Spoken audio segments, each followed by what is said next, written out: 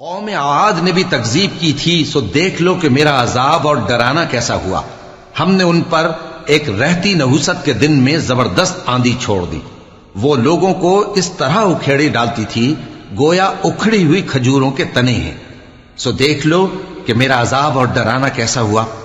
اور ہم نے قرآن کو سمجھنے کے لیے آسان کر دیا ہے، تو کوئی ہے کہ سوچے سمجھے؟ قوم سمود نے بھی خبردار کرنے والوں کو جھٹلایا، تو کہا کہ بھلا ایک آدمی جو ہم ہی میں سے ہے ہم اس کی پیروی کریں، یوں ہو تو ہم گمراہی اور دیوانگی میں پڑ گئے۔ کیا ہم سب میں سے اسی پر وحی نازل ہوئی ہے؟ نہیں، بلکہ یہ جھوٹا بڑائی مارنے والا ہے۔ ان کو کل ہی معلوم ہو جائے گا کہ کون جھوٹا بڑائی مارنے والا ہے۔ اے صالح، ہم ان کی آزمائش کے لیے اونٹنی بھیجنے والے ہیں، تو تم ان کو دیکھتے رہو اور صبر کرو، اور ان کو آگاہ کر دو کہ ان میں پانی کی باری مقرر کر دی گئی ہے، ہر باری والے کو اپنی باری پر آنا چاہیے۔ تو ان لوگوں نے اپنے رفیق کو بلایا اور اس نے اونٹنی کو پکڑ لیا، پھر اسے مار ڈالا۔ سو دیکھ لو کہ میرا عذاب اور ڈرانا کیسا ہوا۔ ہم نے ان پر عذاب کے لیے ایک زور کی آواز بھیجی تو وہ ایسے ہو گئے جیسے باڑ والے کی چورا چورا ہو جانے والی باڑ۔ اور ہم نے قرآن کو سمجھنے کے لیے آسان کر دیا ہے، تو کوئی ہے کہ سوچے سمجھے؟ لوط کی قوم نے بھی ڈر سنانے والوں کو جھٹلایا تھا، تو ہم نے ان پر کنکر بھری ہوا چلائی، مگر لوط کے گھر والے کہ ہم نے ان کو پچھلی رات کے وقت بچا لیا اپنے فضل سے۔ شکر کرنے والے کو ہم ایسا ہی بدلہ دیا کرتے ہیں۔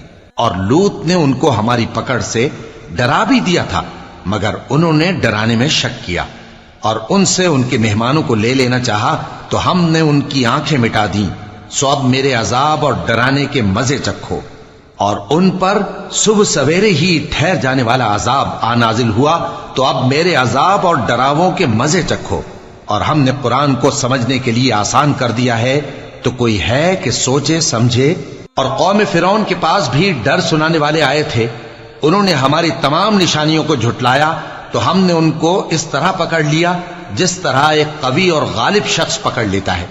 اے اہل عرب، کیا تمہارے کافر ان لوگوں سے بہتر ہیں؟ یا تمہارے لیے پہلی کتابوں میں عذاب سے کوئی چھٹکارا لکھ دیا گیا ہے؟ کیا یہ لوگ کہتے ہیں کہ ہماری جماعت بڑی مضبوط ہے؟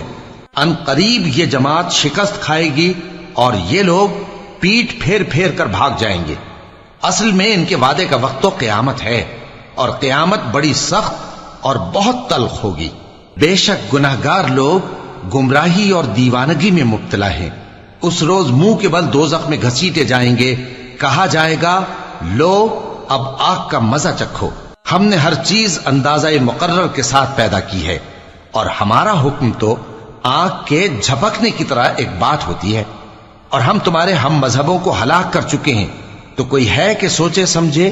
اور جو کچھ انہوں نے کیا ان کے اعمال ناموں میں درج ہے، یعنی ہر چھوٹا اور بڑا کام لکھ لیا گیا ہے۔